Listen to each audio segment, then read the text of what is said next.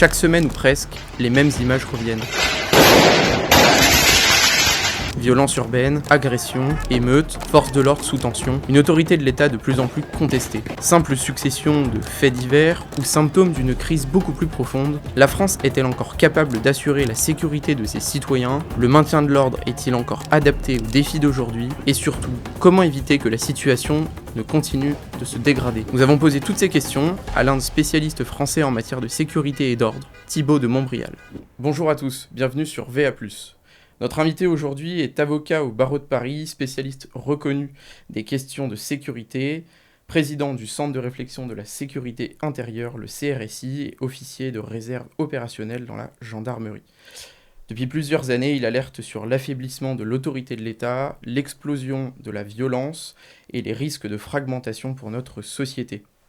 Dans son dernier ouvrage, La France, le choc ou la chute, il dresse un constat particulièrement sévère sur la situation française, mais propose également ce qu'il appelle un véritable choc d'autorité. Bonjour Thibaut de Montbrial. Bonjour.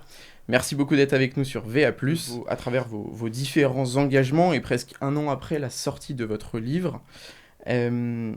Lorsque vous regardez l'actualité quotidienne, avez-vous le sentiment d'avoir été pessimiste ou bien au contraire d'avoir estimé la vitesse de la dégradation de la société? Écoutez, ce qui se passe depuis un an, c'est la continuité de ce qui se passe en réalité depuis plusieurs décennies, avec des intensités évidemment variables. Mais pour répondre directement à votre question, on est sur un effet toboggan, mais ça n'a pas commencé d'hier. Hein. C'est un effet toboggan qui a commencé, qui s'est accéléré, disons, depuis une quinzaine d'années. Et vous savez, le toboggan, on commence à glisser un peu doucement, et puis après, la chute accélère. Et sans surprise, malheureusement, et malgré quelques réactions dont on pourra parler, de choses ponctuellement positives, mais globalement, la tendance est catastrophique, au sens mathématique, c'est-à-dire catastrophique, au sens de la rupture. Et tous les points sur lesquels j'alerte dans mon livre, qui reprend de façon à la fois circonstanciée et statistique tous les maux de la sécurité en France, au sens large, hein, c'est-à-dire en incluant la justice et l'immigration, tout est en train d'accélérer. Et on en a eu une preuve, enfin une indication particulièrement éclairante, avec les deux séquences, parce qu'elles sont indissociables, de ce printemps 2026, lorsque le Paris Saint-Germain est arrivé pour la deuxième année de suite en finale de la Ligue des Champions. Avant la finale, il y a eu la demi-finale, et à chaque fois, il y a eu des incidents graves après les demi-finales retour, et des incidents très graves après la finale. Pourquoi je ne dissocie pas la demi-finale et la finale, et pourquoi j'insiste sur cette série d'incidents? C'est parce qu'on a des événements de référence. C'est pas la première fois, et ce sont des événements auxquels il est permis de s'attendre. Autrement dit, on est prévenu à l'avance. A fortiori, des événements de sécurité publique de type Naël, c'est-à-dire un incident de sécurité publique à un instant T sur la voie publique qui est brutalement médiatisé avec une vidéo, etc., est susceptible de déclencher des émeutes très graves, sans qu'on y soit préparé, parce que le matin en se levant, personne ne savait que ça allait arriver. Les matchs de Ligue des Champions, c'est l'inverse. 3 semaines avant, on sait ce qui va arriver. Et pourtant, malgré les rodomontades des uns et des autres, à la fois dans les plans de préparation et ensuite dans l'exécution de la mise en œuvre des plans de sécurisation urbains, que ce soit à Paris ou en province, eh bien, on est mis en échec, et en échec très grave, avec une perte de contrôle partielle, et ça a été beaucoup caché, et ça c'est une faute politique, avec non seulement des atteintes aux biens, qu'il était difficile de nier, parce que c'était partout, il y avait les images étaient partout, mais également de graves atteintes aux personnes, mais également des agressions sexuelles, mais également des tentatives de viol, mais également des intrusions dans les immeubles. Moi, c'est un point dont je parle depuis un certain nombre d'années, c'est qu'on est sur une trajectoire de délitement du pacte social en réalité, hein, avec une crise à la fois qui a des facteurs économiques, des facteurs sociaux, mais beaucoup des facteurs ethniques et culturels,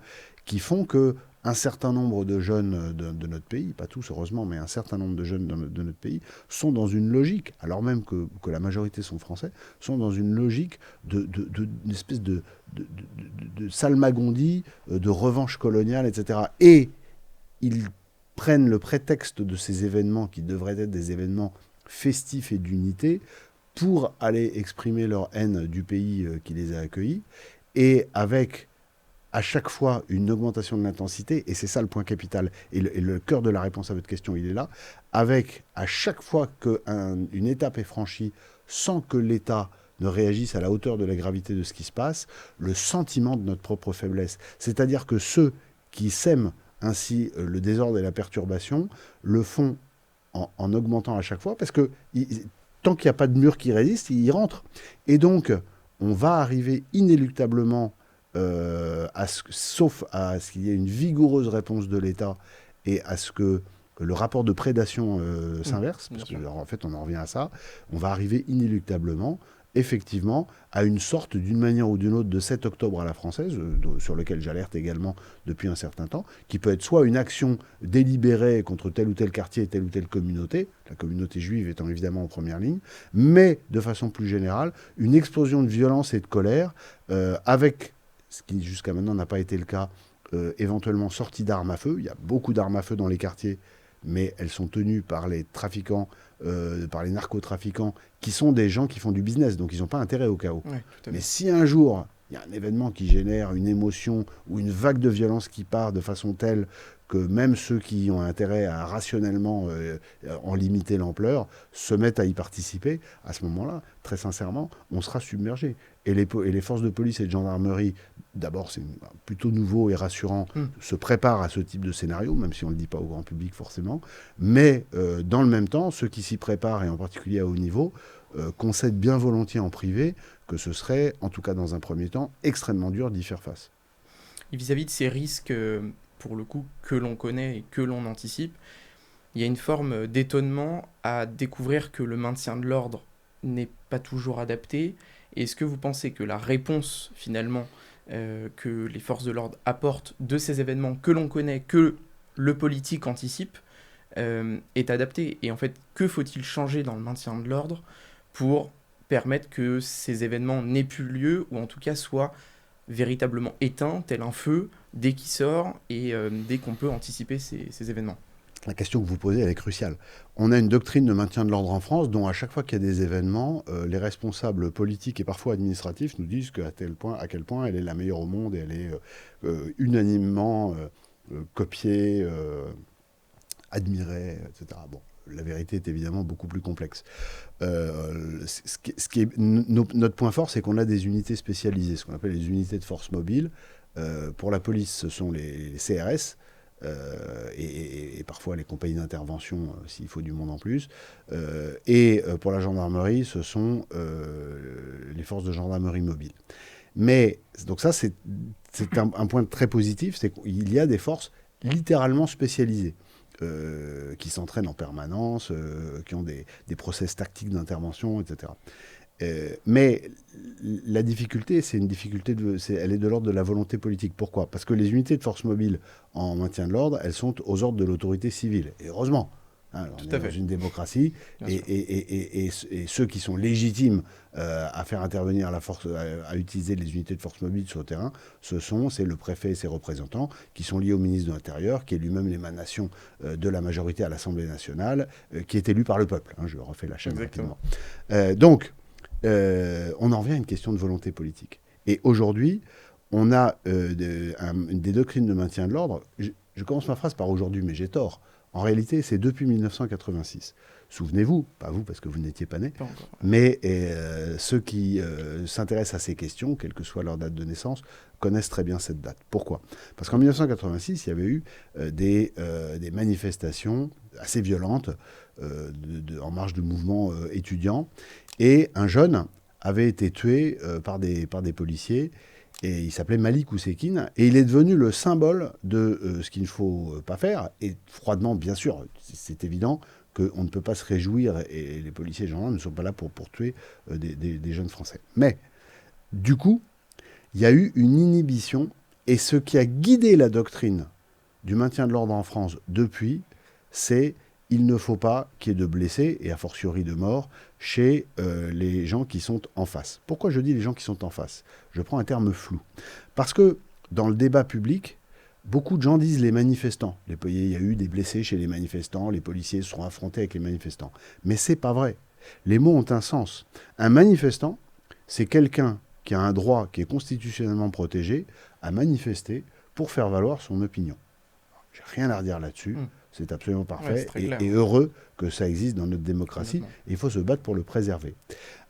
Quelqu'un qui participe à un mouvement public et qui, dans ce cadre, commet des infractions, donc soit des violences, soit vient armé, etc., passe dans un autre champ sémantique, lexical, qui est un champ de délinquance, et ça s'appelle un émeutier. Donc un manifestant, c'est quelqu'un qui manifeste paisiblement, et un émeutier, c'est quelqu'un qui vient semer la perturbation et le désordre, quelle que soit l'intensité. Donc, face aux émeutiers, il est évident qu'il faut adapter la violence de la force publique au degré de violence des émeutiers en question. C'est d'ailleurs exactement ce que dit la loi. Mais la difficulté, c'est que le profil des émeutiers auxquels on est aujourd'hui confronté et l'intensité des violences qu'ils commettent, à la fois contre les forces de l'ordre, contre le grand public, contre les biens, etc., n'arrête pas d'augmenter. Prenez Sainte-Soline en 2023. Tout le monde se souvient de Sainte-Soline en 2023. D'abord, il y a une chose folle, c'est qu'à l'époque, ça a changé juste après, mais à l'époque, les forces de l'ordre n'avaient pas le droit de faire voler des drones. Et à Sainte-Soline, les émeutiers, l'ultra-gauche étaient super bien organisés, et ils avaient leurs propres drones. Donc Sainte-Soline, c'est quand même une scène de quasi-guérilla, où les émeutiers ont des moyens aériens dont ne disposait pas la force publique.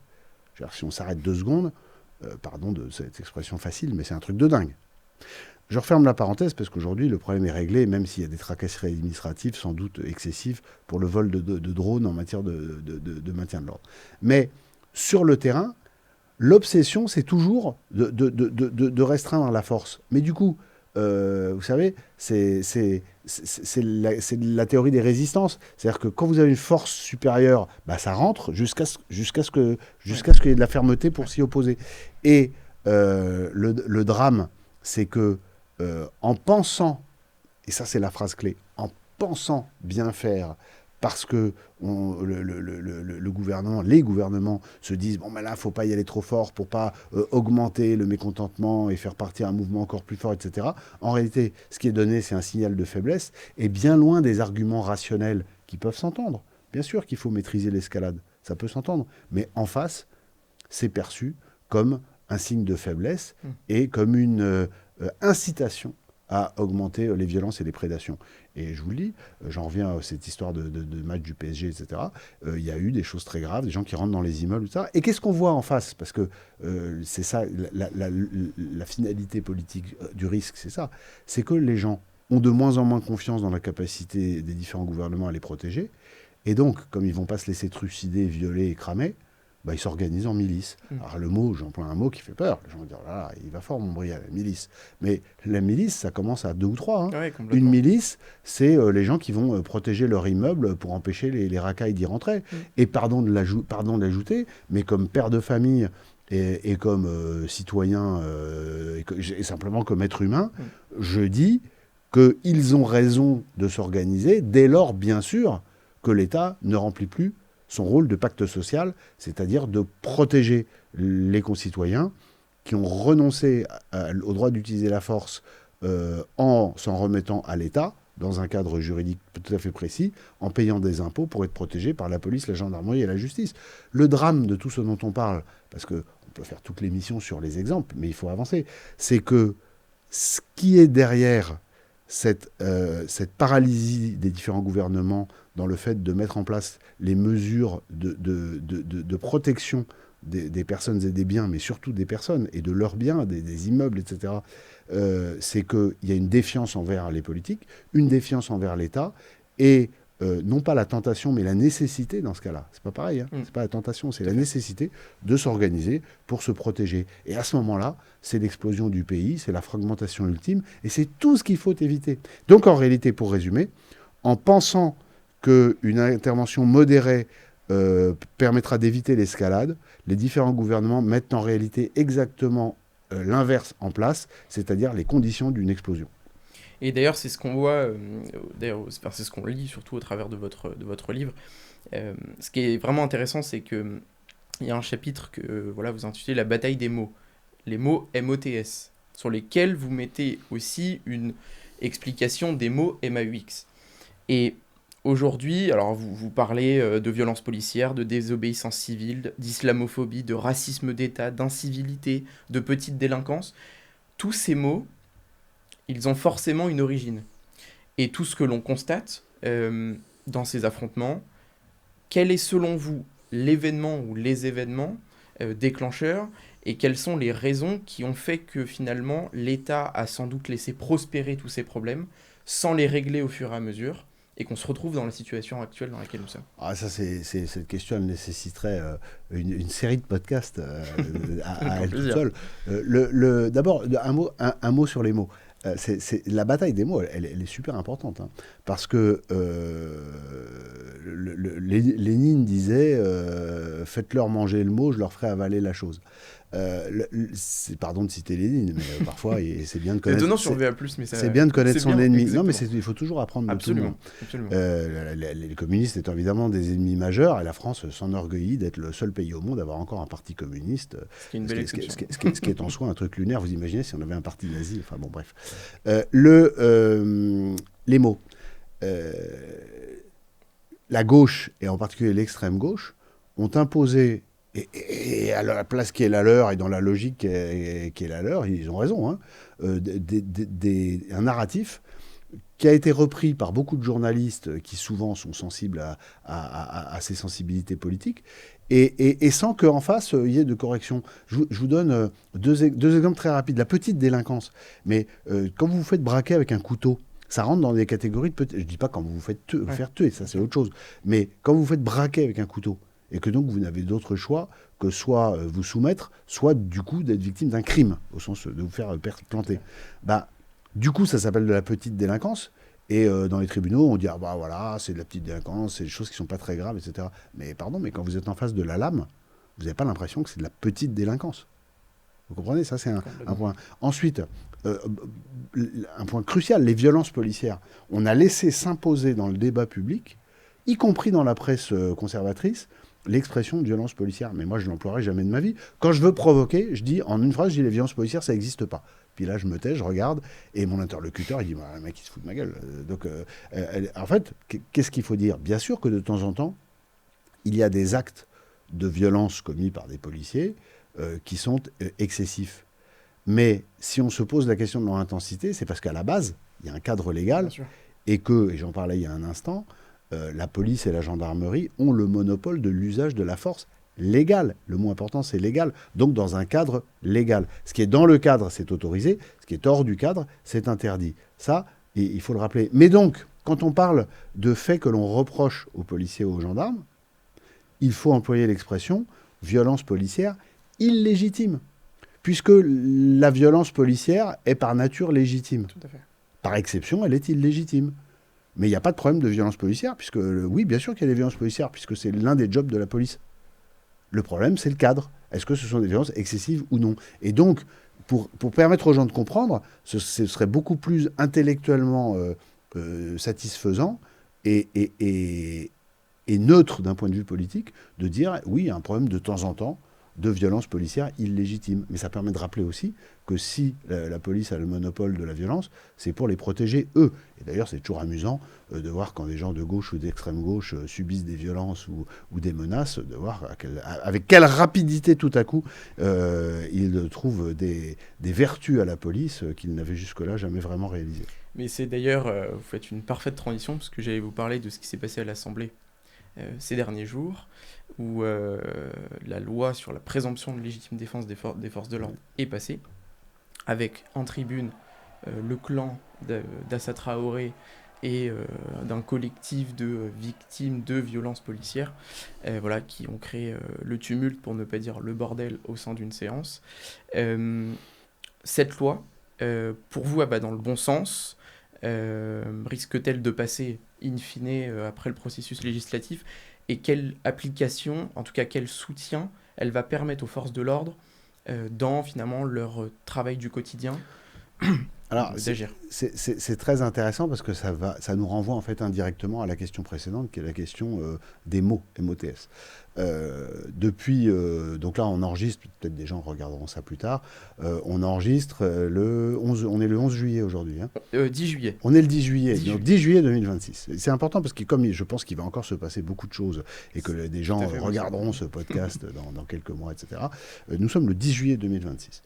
Donc, effectivement, il y a quelques jours, il y a eu le vote à l'Assemblée, il faut encore que ce soit voté par le Sénat, d'un texte qui est porté par un député des Alpes-Maritimes, Éric Pauget, qui a été soutenu par le ministre de l'Intérieur, Laurent Nunez, et par une très grande partie des députés, sauf en gros la gauche dure et évidemment l'extrême gauche.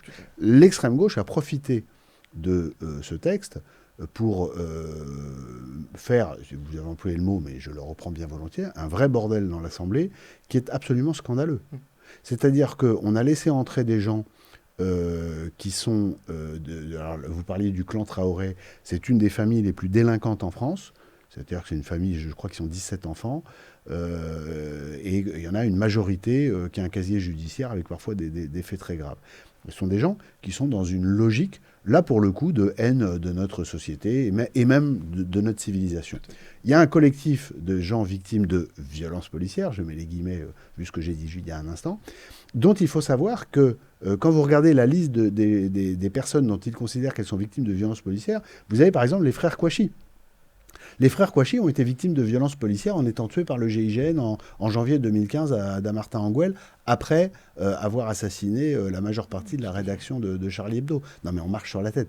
Si vous prenez un par un tous les gens qui sont sur ce collectif, à part quelques cas qui sont litigieux, j'allais dire et encore, mais enfin on ne va pas ajouter à la polémique, mais l'immense majorité des gars ont été tués dans un cadre qui a été reconnu par la justice comme étant parfaitement légitime. Il y a des terroristes, des gros voyous, etc. Bon. Donc, non mais il faut savoir quand même qui sont les gens qu'on vient nous présenter comme étant les familles de victimes, recevez-les avec la LFI dans une LFI qui appelle à l'insurrection par Bakayoko, qui soutient les actions armées du Hamas par Rima Hassan, qui soutient les actions de la Jeune Garde par Jean-Luc Mélenchon et par Raphaël Arnaud, qui parle de la Jeune Garde au présent alors qu'elle a été dissoute, donc il y a quand même à la tête d'une ligue dissoute juridiquement, ce qui n'est pas neutre en termes de conséquences que ça devrait avoir. Donc, il y a non seulement une indécence, mais il y a surtout des messages très clairs qui nous sont adressés sur le programme qui est en stock. Le programme en stock de la France Insoumise, je profite de ma réponse pour vous le dire, après je vais revenir à votre question stricte, mais il faut que les gens qui nous regardent aient parfaitement conscience que la France Insoumise, aujourd'hui, assume le fait de préparer la prise du pouvoir par les urnes, ça c'est légitime, c'est la démocratie, ou par les armes. Et tout ce que je viens de dire sont des indications, même pas dissimulées, c'est même pas habile, c'est énorme. Mais comme souvent, ce qui est dit de façon énorme n'est pas toujours perçu à la hauteur de ce que ça devrait être. Donc, j'en reviens maintenant à votre question. Qu'est-ce que cette présomption de légitime défense va changer ? En fait, pour les actions sur le terrain, et c'est là qu'il y a une énorme manip, il y a une pétition, Libération a mis en place une pétition. J'ai lu l'autre jour qu'il y avait 500 000 personnes qui l'avaient signée. Je ne sais pas si c'est vrai, mais quand on regarde les vidéos ou qu'on lit les textes de revendication de gens qui appellent à la signer, ce qu'ils disent est faux. Je passe sur la bêtise du permis de tuer, parce que c'était évidemment une aberration. Mais sur les conséquences que ça va avoir, la réponse, c'est aucune, puisque la loi ne fait que dire qu'il y aura désormais une présomption, donc je vais vous dire les conséquences juridiques que ça va avoir, mais que cette présomption est renversable à tout moment si des éléments le justifient aux yeux du juge. Donc, qu'est-ce que ça veut dire une présomption ? Une présomption, ça veut dire que quand vous commettez un acte qui est un acte interdit par la loi, donc là, en l'occurrence, commettre des violences volontaires, parce que l'utilisation d'une arme, c'est commettre des violences volontaires, vous êtes réputé l'avoir fait dans un cadre qui vous le permet. C'est ce que je disais tout à l'heure sur l'usage légitime de la force par les policiers. Mais que, à tout moment, c'est écrit dans la loi aussi, le juge peut renverser cette présomption. Donc, en pratique, comme en plus le texte rappelle les critères de la Cour européenne des droits de l'homme sur l'utilisation de la force, c'est-à-dire stricte proportionnalité et absolue nécessité, il y a zéro changement sur le cadre légal d'intervention des policiers et des gendarmes sur la voie publique. Il y a zéro changement avec ce texte sur le cadre d'intervention. Il y a une chose qui change, c'est après l'intervention. Ouais. Et c'était ça la revendication des policiers et des gendarmes, et à mon avis, elle était tout à fait légitime, et je l'ai d'ailleurs à plusieurs reprises portée. Quelle est cette revendication? C'est que à chaque fois qu'il y a une utilisation de la force par des policiers et des gendarmes avec des gens blessés, et a fortiori quand il y a des gens qui sont tués, il y a une enquête. Ce qui est normal, on est en démocratie. Mais ce qui est intéressant, c'est quel est le cadre, le statut des gens qui ont utilisé la force en faisant leur job pendant cette enquête qui peut durer des mois et parfois des années. Et trop souvent, alors même qu'il n'y avait pas, dès le début, d'erreurs manifestes, flagrantes commises par le policier et le gendarme, son statut pendant la phase dite d'instruction, c'est-à-dire avec un juge d'instruction qui va faire une enquête approfondie, qui dure des mois et parfois des années, eh bien, c'était un statut qui ne lui permettait plus d'exercer son métier. Il était souvent désarmé quand il n'était pas interdit de voie publique. D'ailleurs, s'il était désarmé, il était nécessairement interdit de voie publique. Et il y avait donc un côté, c'est une mortification pour ces gens qui, dans l'immense majorité des cas, n'avaient fait que leur travail, et qui, du coup, se trouvaient privés du droit de continuer à l'exercer et frappés d'une suspicion dans les yeux des autres, qui ne connaissaient pas très bien les détails, mais qui voyaient que leur pote, il n'avait plus le droit d'aller sur la voie publique. Donc, aujourd'hui, pour prendre des mesures coercitives, des mesures d'interdiction, des mesures qu'on appelle de contrôle judiciaire en matière pénale, qui sont des mesures d'interdiction d'exercer, d'aller sur la voie publique, etc., il faudra que le juge donne déjà des éléments qui sont des éléments d'inversion de la présomption, puisque s'il n'y a pas d'inversion de la présomption, ils seront présumés avoir agi dans le cadre légal, et s'ils sont présumés avoir agi dans le cadre légal, il n'y a pas de problème. Donc, on va en fait avoir la seule conséquence opérationnelle, mais elle est très importante pour les intéressés, c'est que sauf cas de pétage de plomb manifeste, mais ça arrive quasiment jamais, sauf cas de pétage de plomb manifeste, eh bien, pendant la phase d'enquête et d'instruction, les policiers et les gendarmes auront un statut qui leur permettra de continuer à bosser et qui donc ne jettera pas l'opprobre non seulement sur eux individuellement, mais du coup, par capillarité, sur l'ensemble de la profession. Mais, j'insiste, pour les conditions d'usage de la force sur la voie publique, ce texte ne change absolument rien. Et vous croyez que, du coup, à la suite de l'affaire Naël, si cette loi avait été appliquée avant, enfin en tout cas avait été initiée auparavant, est-ce que vous croyez que pour ce fameux policier Florian M, il aurait été différent dans son traitement, finalement, à la suite de cet événement Alors, je ne peux pas répondre à cette question, puisque, encore une fois, le texte dit qu'il y a une présomption, sauf si le juge considère que. Donc, je ne peux pas savoir, moi, si avec ce texte, le parquet de Nanterre et ensuite le juge d'instruction n'auraient pas considéré qu'il y avait un usage excessif de la force. Ce que je constate, moi, et je le constate de près, puisque j'étais avec mon associé Pauline Rago, l'avocat du deuxième policier sur le contrôle. Donc, on a eu accès au dossier. Et puis surtout, on a passé, je ne sais plus combien, 15, 16 ou 17 heures à la reconstitution des faits. Et à la reconstitution des faits, on s'est rendu compte que les passagers de la voiture avaient intégralement menti, etc. Et qu'en réalité, et ça l'enquête l'avait établi aussi, Naël avait été extrêmement dangereux dans sa conduite. Il a fait un premier refus d'obtempérer avec les mêmes motards quelques minutes avant. Il avait failli écraser plusieurs personnes, dont des familles, sur des passages piétons, puisque c'était tôt le matin au moment où les enfants allaient à l'école, etc. Et donc, et pour finir, il n'a pas coupé le moteur et il a réaccéléré au moment où ce qui a conduit à l'action de feu du policier. La conférence de presse du procureur de Nanterre, si vous la disséquez, le deuxième jour de garde à vue, quand il annonce les poursuites contre Florian M, il donne les raisons. Et il dit, voilà, pour l'ensemble de ces raisons, je demande la mise en examen et la mise en détention. Et quand vous prenez ces raisons une à une, en fait, c'est que des raisons qui auraient dû considérer que le tir était légitime. Moi, j'affirme que le tir était légitime. C'est dur à entendre, parce qu'il y a un jeune homme qui est mort, mais il a pris ses responsabilités. À un moment, il faut être capable d'arbitrer. Dans une société organisée, vous avez les délinquants qui mettent en danger les autres, etc. Et puis ceux qui sont là pour les empêcher de nuire et pour préserver la santé de nos concitoyens, de nos compatriotes. Donc, tous les critères auraient dû conduire à une absence de poursuite.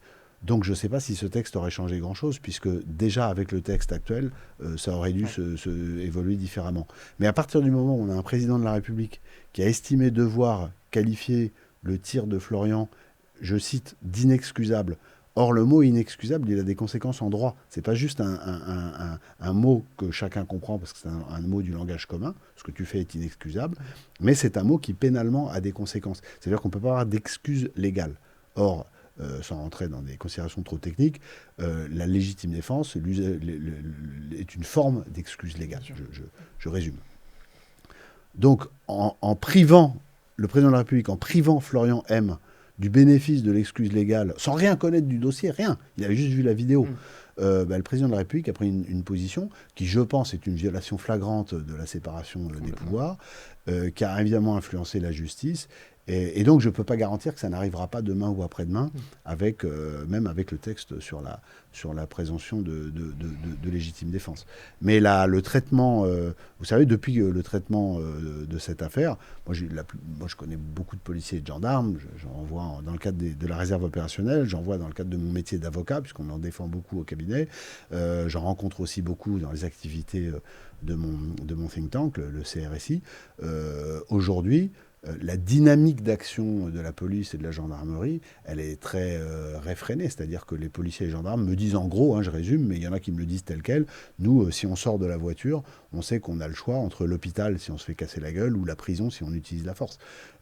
Donc la dynamique, elle est aujourd'hui en faveur des voyous. Moi, pour résumer ma position sur ces questions, je pense qu'il faut évidemment conserver un cadre légal, parce que la police n'est pas là pour tuer sa population, mais qu'il faut rappeler, on parlait de la base du pacte social, c'est protéger la population. Donc le premier rôle de l'État et du gouvernement, c'est de protéger la population. C'est pour ça qu'elle a renoncé au droit d'utiliser la force, qu'elle paye des impôts. C'est pour être protégée par la police, la gendarmerie et la justice, et les armées pour l'extérieur.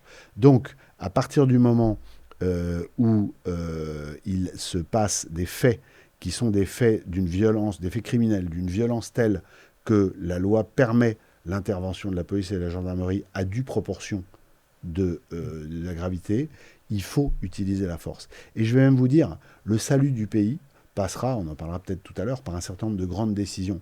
Mais la première décision, c'est une décision politique, c'est pas un texte, il n'y a rien à signer.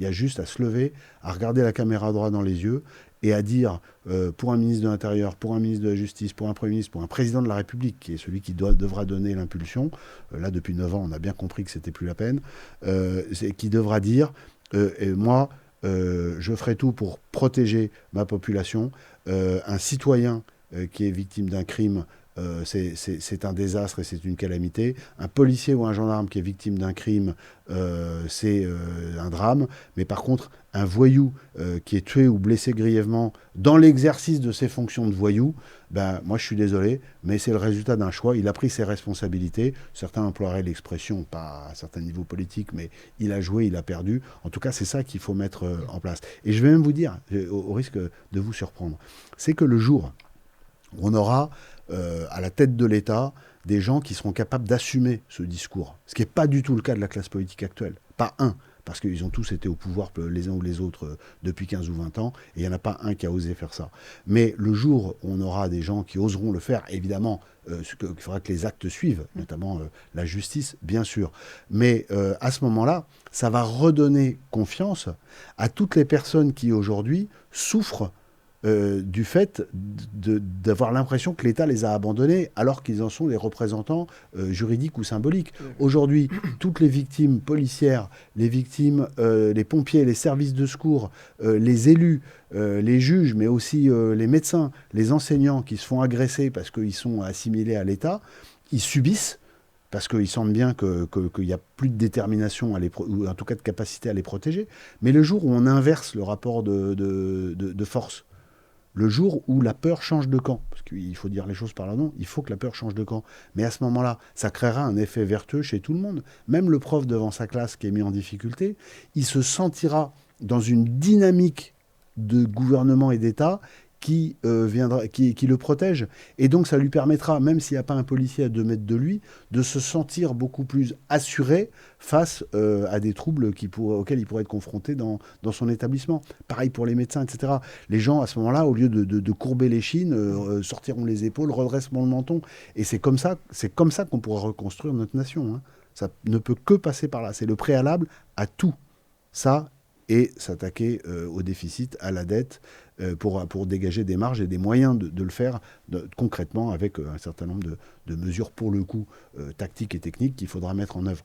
Mais les deux grandes choses qui permettront, les deux grandes mesures, les deux grandes directions qui permettront de redresser notre pays, c'est assumer l'usage de la force légitime pour assumer que la première mission, c'est de protéger nos concitoyens, soutenir nos forces de l'ordre, et avoir un budget qui soit concentré sur les missions régaliennes de l'État. Moi, je crois qu'il y a beaucoup de choses qui ensuite devront être déconcentrées vers les régions. Moi, je crois beaucoup à une décentralisation moderne, intelligente, faire confiance en fonction des caractéristiques de chacune des régions, faire confiance aux élus locaux pour régler les problèmes de leur région et de leur département. Évidemment, ça permettra de baisser significativement les dépenses de l'État. Il y a énormément d'économies à faire aussi sur l'immigration. Hein. Ça, c'est quelque chose que beaucoup de gens n'osent pas dire, mais il y a des choses assez simples à faire. Et puis le troisième pilier, puisqu'on y est sur les piliers, pour que notre État reparte dans la bonne direction et que notre nation puisse recréer de la cohérence. Premier, donc assumer la force légitime. Le deuxième, c'est concentrer le budget de l'État sur l'essentiel, sur le régalien. Et le troisième, vaste programme mais indispensable, c'est l'éducation et la culture, puisque pour aimer la France, il faut la connaître. Et aujourd'hui, pour faire très court, alors qu'on pourrait faire très long, mais la raison pour laquelle beaucoup de jeunes qui vivent en France ou de jeunes Français ne se sentent plus concernés, voire se sentent hostiles à la République française, c'est qu'ils ne savent pas quel pays nous sommes, ils ne connaissent pas nos racines, ils ne connaissent pas nos valeurs et nos traditions.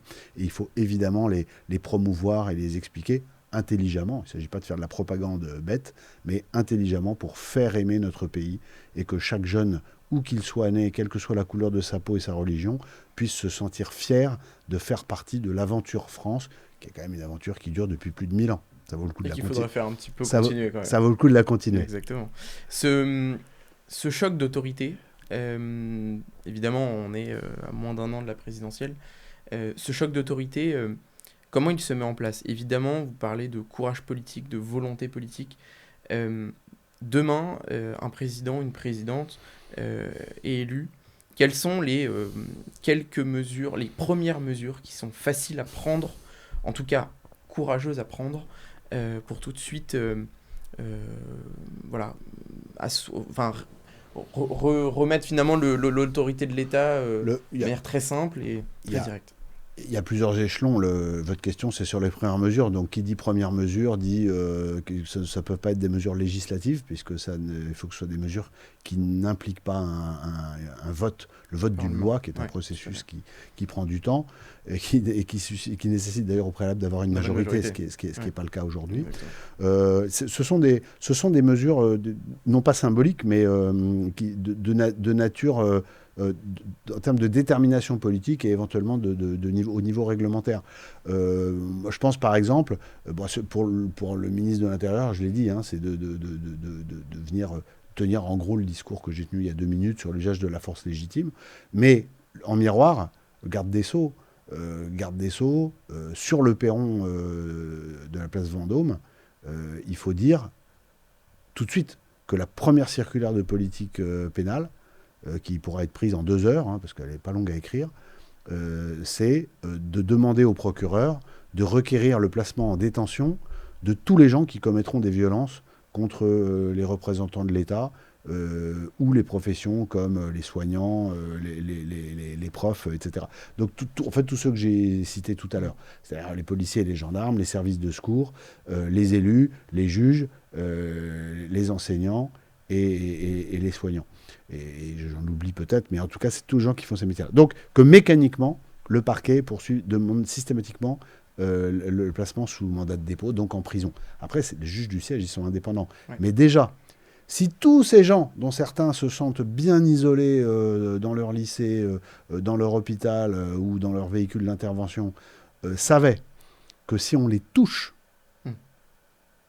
le procureur de la République demandera la détention de celui qui les a touchés, bah, c'est déjà une forme de réassurance. C'est psychologique. Mais ensuite, à force de le faire, ça contribuera à créer l'effet vertueux dont je vous parlais tout à l'heure. Ensuite, toujours dans cette même logique, on peut tout de suite réduire une partie de l'immigration. Alors les gens, quand je dis ça, ils me regardent, ah bon, comment tu fais? Bah, c'est très simple. On n'a pas le droit d'arrêter l'immigration, mais on a le droit de jouer sur le nombre de visas. Donc aujourd'hui, la France fait rentrer en ce qu'on appelle les premiers visas, les gens qui viennent pour la première fois avec des visas longue durée, à peu près en grande masse 350 000, un petit peu plus, 370. Ouais. La plupart de ces visas, contrairement à un discours très répandu à gauche, ne sont pas des visas de travail. Les visas de travail, c'est à peu près 15%. Donc, le reste, déjà, travail, on peut en parler, parce que c'est pas si simple. Mais admettons qu'on laisse le travail de côté, 15%. OK. Mais les 85% qui restent, c'est du regroupement familial qui a été considérablement élargi par la loi Collomb votée dans le premier quinquennat d'Emmanuel Macron en 2018. Emmanuel Macron porte une responsabilité énorme dans l'élargissement du regroupement familial. Il n'est pas responsable du regroupement familial, mais de l'extension du regroupement familial avec des conséquences chiffrées considérables, il en est responsable. Ensuite, vous avez les visas étudiants. Là encore, vous avez des gens qui sont étudiants pendant 30 ans, qui font 12 licences en redoublant 2, 3 ans, etc. Donc à partir du moment où on ne demande ni conditions matérielles de ressources, ni résultats, ni une durée déterminée pour avoir un diplôme, bah, c'est open bar. Ouais. Vous comprenez? Donc tout ça, c'est des choses qui ont un coût, ce sont des visas qui ont un coût social immédiat, puisque regroupement familial, directement, ça donne droit à un certain nombre d'aides. Visa étudiant, directement droit à un certain nombre d'aides. Les visas pour se faire soigner, j'en parle même pas, parce qu'il y a des abus manifestes. Je ne vois pas au nom de quoi le peuple français, par les charges qu'il paye, viendrait payer les soins de gens dont on peut certes regretter pour eux, par empathie personnelle, qu'ils en aient besoin, mais c'est pas la République française du monde, c'est la République française de France. Donc avec un territoire, des frontières et une population. Donc, c'est quand même du bon sens. Hein. Donc, si vous dites, on divise mais même par 2, on divise par 2 le nombre de ces visas. Moi, je pense qu'il faut diviser par plus, mais on divise par 2. Déjà, tout de suite, vous avez un petit peu de marge budgétaire, etc. Vous voyez, il y a des petites choses comme ça qui sont à la fois symboliques, mais qui auront des conséquences pratiques. Après, c'est pas votre question, mais je prolonge quand même un tout petit peu. Il y a un enjeu majeur sur une réforme constitutionnelle, parce que pour les réformes profondes dont la France a besoin, y compris d'ailleurs sur le plan budgétaire, il faut réformer la Constitution pour revenir à une forme d'orthodoxie de la Ve République modernisée, parce qu'on n'est plus en 1958. Et ce choc, ce qui est intéressant déjà, c'est que quand on vous entend, il y a une forme d'espérance quand même sur le fait moi, je suis porté par une profonde espérance. Voilà, sur lequel on se dit quand même que on va s'en sortir à un moment. On peut s'en sortir. Et on va s'en sortir, et c'est ce qui est vraiment galvanisant. Il faut qu'on s'en sorte. Cette élection de 2027 qui arrive, on entend beaucoup qu'elle est la dernière étape avant un déclin compliqué, qu'il sera compliqué la pente sera rude à remonter. Votre sentiment, cette semaine, on a eu la décision de Marine Le Pen qui pourra se présenter. Aujourd'hui, quand vous regardez le paysage politique à droite, quel serait le ou les candidats qui vous inspirent le plus confiance, et surtout qui ont la capacité et cette volonté politique d'agir véritablement s'ils sont élus en 2027? Pour vous répondre, je vais vous raconter ce que je fais depuis 2 ans, parce que mieux qu'un très long discours ou mieux qu'une série de noms et de donner des bons points et des mauvais points, ce que j'ai aucune envie de faire pour plein de raisons, ça va vous permettre de comprendre mon état d'esprit et donc de vous répondre. Depuis le mois de février 2024, donc ça fait 2 ans et demi, avec le Centre de réflexion sur la sécurité intérieure, j'ai entamé un tour de France. Pourquoi j'ai décidé de faire un tour de France ? Parce que c'est très bien de voir les choses depuis les beaux quartiers parisiens. C'est très bien d'avoir une vision théorique, c'est très bien de rencontrer des grands chefs, mais c'est encore mieux à un moment d'aller voir sur le terrain ce dont les gens ont vraiment besoin et ce qu'ils ressentent de la situation, leurs attentes, leurs espérances, leurs déceptions aussi. Et il se trouve que j'étais avant-hier, c'était la dernière de la saison, j'étais à Dijon dans une salle bondée avec une super ambiance. La semaine d'avant, j'étais à Orléans, même chose. Bref, j'en ai fait 45 en 30 mois. Ce qui fait une bonne moyenne, sachant que par ailleurs, je suis avocat. À chaque fois. Donc les gens qui viennent me voir, c'est des gens qui sont sur un arc de sensibilité politique, parce qu'évidemment on discute beaucoup, de sensibilité politique qui va du centre, et parfois du centre-gauche valsiste, on va dire, mais bon, du centre jusqu'à la sensibilité RN. Donc c'est une grande moitié droite. Et beaucoup d'élus locaux viennent me voir également. Et la population, à chaque fois, exprime sa perception aiguë des risques. On me parle beaucoup de risques d'effondrement. Certains utilisent l'expression de guerre civile, que je n'aime pas pour tout un tas de raisons. Mais le fait qu'on m'en parle régulièrement partout en France, c'est quand même une indication qu'on ne peut pas ne pas entendre. Et surtout, puisqu'on parle de gens qui sont globalement des gens qui ont toujours voté à droite, ou en tout cas majoritairement, ce sont des gens qui n'y croient plus. Ils n'y croient plus, pas à vie, mais ils ne croient plus dans la classe politique qui a gouverné depuis une vingtaine d'années et parfois plus. Qu'est-ce qu'ils disent ? Ils disent en gros que ce n'est pas ceux qui nous ont rendus malades qui vont nous guérir. Ils disent que certains partis qui ont gouverné, y compris récemment, avec des coalitions, ont fait au mieux n'ont rien fait, et au pire ont fait l'inverse que les messages qui ont toujours été portés.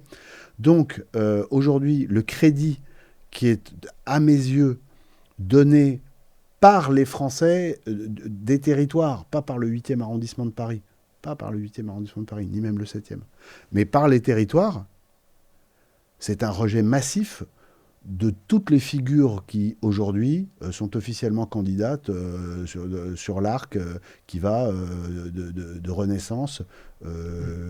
Alors, le RN est un cas à part, mais jusqu'au RN exclu. Voilà.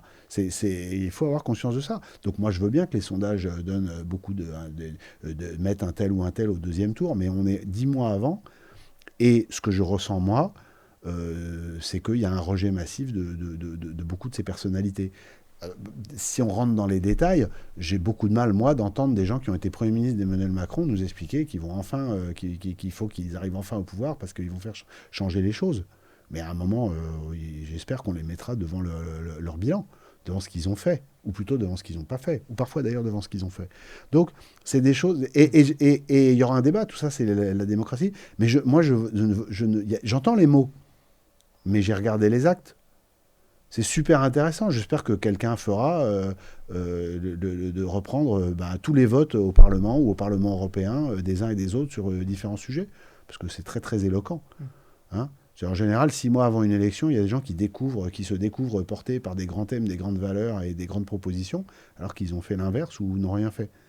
Et ils sont entourés de gens qui sont sur la photo, dont il n'y a aucun espoir qu'eux le fassent, qui sont marqués par les 30 ou 40 ans passés.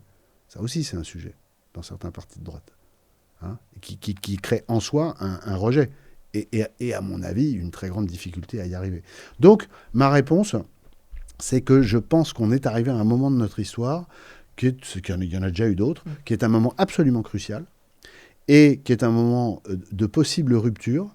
Rupture parce que si, malgré tout ce que je dis, je me trompe, et que c'est quelqu'un dit du Bloc central qui est élu, on va continuer notre toboggan dont je vous parlais au début, et assez vite, il va y avoir une implosion parce que tous les éléments sont en place pour que le pays implose, y compris d'ailleurs des ingérences étrangères qui viennent accentuer nos faiblesses et nos fractures pour nous affaiblir encore. Hein, ça, on n'en a pas parlé, mais on ne peut pas parler de tout. Mais c'est un énorme sujet. Je pense que la droite, notamment sur la Russie, beaucoup de gens à droite sont complètement aveuglés. La Russie est un grand pays. La Russie est un pays avec lequel il faudra toujours composer parce qu'elle fait partie de cette frontière est de l'Europe et elle sera toujours là. Mais aujourd'hui, la Russie poutiniste n'est pas un pays sur lequel on peut s'appuyer. C'est une litote. C'est un pays qui est dans une phase d'expansion, qui est dans une phase agressive et qui se conduit par ses chefs et par son dirigeant comme un pays ennemi. Ça ne veut pas dire que le peuple russe est nos ennemis ou que la Russie est intrinsèquement notre ennemi. Ouais. Elle se conduit comme telle. Il faut quand même faire très attention à ne pas rentrer dans des contresens qui pourraient avoir des conséquences catastrophiques. Je referme la parenthèse, mais c'était important de vous le dire. Donc bref, le pays, notre société complètement fracturée ne tiendra plus très longtemps. On a une pression, on n'a pas parlé non plus, mais une pression islamiste extrêmement forte.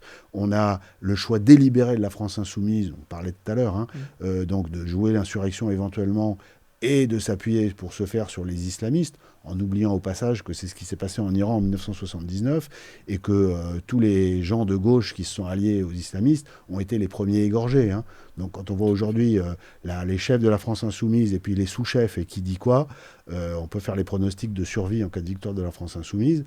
Ça concernera bien des gens qui ne sont pas chez eux, mais ça concernera aussi des gens qui sont chez eux. Là encore, c'est important de connaître son histoire et de ne pas être complètement naïf. Donc la situation est extrêmement grave. Mais pour finir sur votre question, je ne crois pas que ceux qui nous ont mis dans cette situation nous en sortiront. Et comme toujours, quand la France est à la croisée des chemins, il y a deux catégories de personnes qui se dressent. Il y a d'une part des gens de la société civile qui, dans une logique qui est une logique sacrificielle, c'est-à-dire que c'est des gens qui ont des métiers, des compétences, des savoir-faire, qui ont prouvé en travaillant qu'ils savaient faire des choses, ce que la plupart des politiques actuelles n'ont jamais fait de leur vie, avec des élus locaux et des gens qui sont au contact de la population et qui connaissent la réalité des besoins analysés finement. Et voilà, moi je pense que je pense que ce qui sauvera notre pays, parce que je suis porté par une vraie espérance, hein, vous avez employé le mot tout à l'heure, mais moi c'est comme Saint Paul, hein, c'est Saint Paul. Saint Paul dit l'espérance ne déçoit jamais, donc c'est important aussi d'avoir une forme de transcendance et des choses d'avoir conscience de choses qui nous dépassent. La patrie nous dépasse. Bon, pour ce qui me concerne, il y a la foi aussi. Je ne le mets pas en avant parce qu'on est dans une république laïque, mais c'est important d'avoir une colonne vertébrale. Moi, je sais pourquoi je m'engage dans une logique qui est une logique politique. Ça fait 9 ans que je vis sous protection policière parce que j'ai des fatwas et des gens qui vraiment ne m'aiment pas chez les islamistes. Donc je suis déjà dans une forme de combat et c'est tout à fait évident que je suis dans une logique où j'assumerai d'une manière ou d'une autre de faire partie de cette nouvelle génération politique dont je pense qu'elle aura le courage de faire des choses. Pourquoi ? Parce que sinon, c'est pas la peine d'y aller. Vous voyez, à partir du moment où vous n'êtes pas dans le combat politique au quotidien et où c'est pas votre métier, quand vous dites que tout ce que vous allez abandonner, tout ce que vous envisagez d'abandonner pour aller prendre des mesures qui seront nécessairement impopulaires et qui seront populaires auprès d'une majorité de gens, mais qui seront très impopulaires auprès d'autres, c'est qu'il faut vous entendre. Et je vois se lever beaucoup de jeunes en politique qui sont aussi dans cette dynamique. Et la dernière chose aussi, c'est que moi je ne crois pas au système des partis au sens traditionnel. Je pense qu'on est aujourd'hui un espèce de mauvais mélange entre la 3e et la 4e République, et que les partis ne fonctionnent plus pour deux raisons. Il y a les égos des gens dont c'est le métier, bon, j'en ai déjà assez parlé, mais aussi c'est le fonctionnement de la vie publique. Vous savez qu'aujourd'hui, les partis reçoivent, je ne sais plus si c'est 1,60 €, 1,61 ou 68 par vote aux élections législatives, s'ils ont plus de 50 candidats qui font plus de 2% sur le territoire, pendant toute la législature. Et donc, vous avez des petits partis, mais qui ont soit quelques élus, soit pas d'élus, mais qui ont eu des candidats, qui ont un petit trésor de guerre. Et ce trésor de guerre, il leur permet quoi aux grands chefs ? De vivre. C'est leur salaire. Comme le salaire des gens qui nous regardent est constitué par le fruit de leur travail. Ben, eux, c'est leur salaire. Donc évidemment, on n'aura pas une union des droites par les partis. Parce qu'il y aura pas parce que là, il y aura un moment un problème de salaire. Vous voyez. Par contre, les gens que je vois dans mes réunions publiques ou qui m'abordent dans la rue ou dans les trains, tout ça, et ils me disent que eux, ils ont ras-le-bol de tout ça. Bon, je crois que je vous l'ai assez dit, et qu'ils espèrent que des gens arriveront par le haut ou par les élus locaux ou par des jeunes élus. Il y a quelques jeunes députés de talent sur la dernière législature qui sont dans cette logique et qui sont remarqués par les Français. Donc c'est pour ça que moi je ne perds pas espoir. Je suis dubitatif sur la ligne de départ de la présidentielle à cette date, puisqu'on est en juillet 2026. Je pense que les choses vont beaucoup changer cet automne.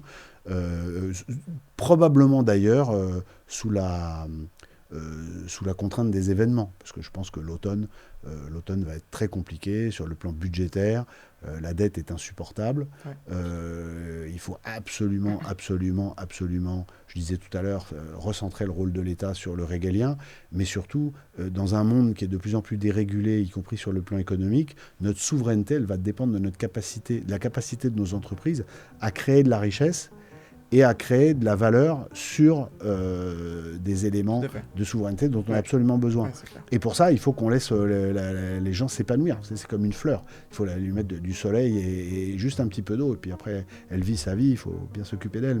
Mais faut l'accompagner, mais il ne faut pas l'emmerder, la fleur. Si vous mettez une cloche, que vous lui réglez son soleil tous les quarts d'heure, etc., elle va finir par mourir. Bon, les entrepreneurs, c'est pareil. C'était pas le thème de notre entretien, mais je l'ai beaucoup à l'esprit parce que sur la souveraineté, c'est essentiel. Et puis, le rôle de l'État, c'est de protéger les gens, mais après, de les mettre en mesure de s'épanouir sur le plan personnel, sur le plan associatif, sur le plan professionnel, mais ensuite de ne pas les emmerder. Eh bien, un grand merci Thibaut de Montbrial d'avoir partagé avec VA+, votre analyse, vos constats sur la France, avec cette élection présidentielle qui arrive. Je rappelle votre dernier ouvrage, France, le choc ou la chute, aux éditions de l'Observatoire. Merci à tous d'avoir suivi ce grand entretien sur VA+. Vous pouvez commenter, partager cette vidéo et à très bientôt sur VA+.